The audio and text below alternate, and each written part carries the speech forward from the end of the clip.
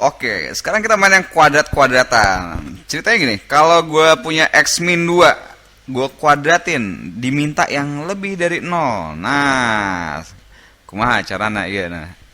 Gini, logikanya kita bisa menganggap juga dia sebagai perkalian antara X min 2 dikali X min 2.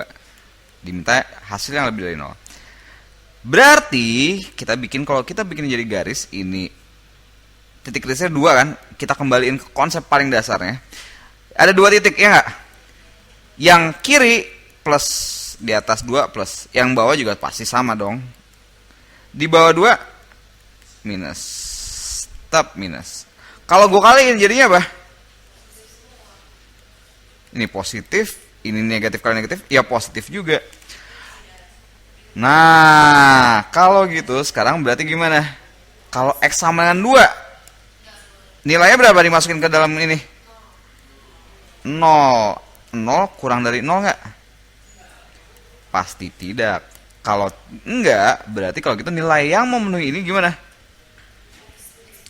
Yang ini atau yang ini gitu kan? Berarti X kurang dari 2 atau X lebih dari 2. Nah, kalau udah biasa, nanti gini ceritanya. Kalau pangkat genap, lo lihat nih, kalau dia positif kalau dia genap, ya udah ini positif semua atau di sini negatif semua, maka dikaliin dia hasilnya akan jadi positif kan? Kalau misalnya nanti gue campur X min 2 ini, gue kaliin dengan X min 1 dan gue minta ini lebih dari sama dengan 0, berarti sekarang gimana? Dari sini kita udah tahu nilai dia selalu positif, ya nggak?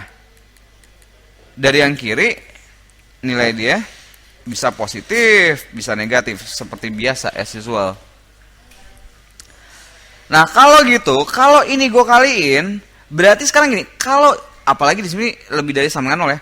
Kalau ini plus ini di atas ini semua plus, berarti berapapun nilai di sini plus atau minus gue kali sama yang atas, karena yang atas selalu positif, maka yang atas ini nggak mengubah tanda yang ini, ya nggak? Ya kan? Mau positif kali positif, ya tetap positif. Negatif kali positif, tetap negatif, ya nggak? Jadi yang atas ini karena dia pasti positif, maka dia tidak mengubah tandanya. Akhirnya, karena hal itu, gue bisa bilang, kalau gitu, kalau lo ngelihat pangkat-pangkat genap, lo cuekin aja dulu. Jadi anggap kagak ada. Nah, kalau pangkat ganjil gimana? Pedulin nggak kita? Peduli, karena pangkat ganjil, ingat, dipangkatin ganjil itu selalu tetap positif, negatif. Tapi kalau pangkat genap kagak, mau pangkat 2, pangkat 3, pangkat 2, pangkat 4, 6. Jadi sekarang gimana cara ngerjainnya kalau gitu? Gue punya X min 1, pangkat 1. X min 2, pangkat 2. X min 3, pangkat 3. X min 4, pangkat 4. Ini gue minta ya udah lebih dari 0. Ya ini bacanya lebih dari 0 gitu ya. Gimana cara ngerjainnya ini? Yang mana yang kita masukin ke garis bilangan? Yang pangkat ganjil 1 sama 3. Karena yang genap udah nggak ngaruh, ya belakangan. Berarti kita kerjain yang ganjil dulu. Berarti plus, min, plus. Diminta yang positif nih kan? Diminta yang positif, ini bacanya positif ya. Berarti yang ini sama yang ini. Tapi ada tapinya nih ya. Walaupun si genap ini kita cuekin dari garis bilangan karena dia dikaliin nggak mengubah tanda, tapi nilai pada X sama dengan 2, nilai X sama dengan 4 ini perlu kita peduliin. Ya, lebih dari 2 atau kurang dari 2 nggak perlu peduliin. Kenapa? Karena nilai dia positif, pasti positif ya. Coba lihat di sini, kita tahu pasti positif. Tapi lo lihat di sini nih ya. Pada titik X sama dengan 2, nilai dia 0. Nah, karena nilai dia 0, dia perlu kita peduliin. Aduh. Oke, coba kita masukin. Kalau misalnya gue masukin X sama dengan 2 ke dalam persamaan, ini 0 kan? Ya nggak? Masukin X sama dengan 2 ke sini, 0 kan? Hut. Kalau dia 0, 0 kurang dari 0 nggak? Kagak. Maka berlaku nggak? Berarti X tidak boleh sama dengan 2, ya nggak? Karena kalau dia sama dengan 2, ini 0 nggak berlaku.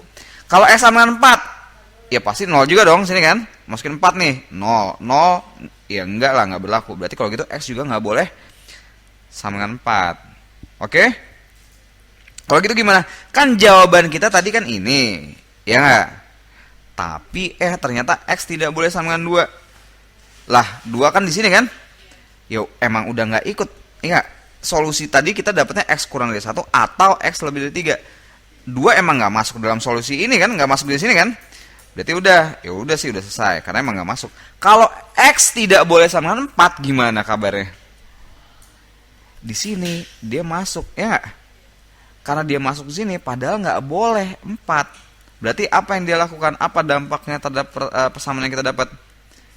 Kita perlu potong di sini.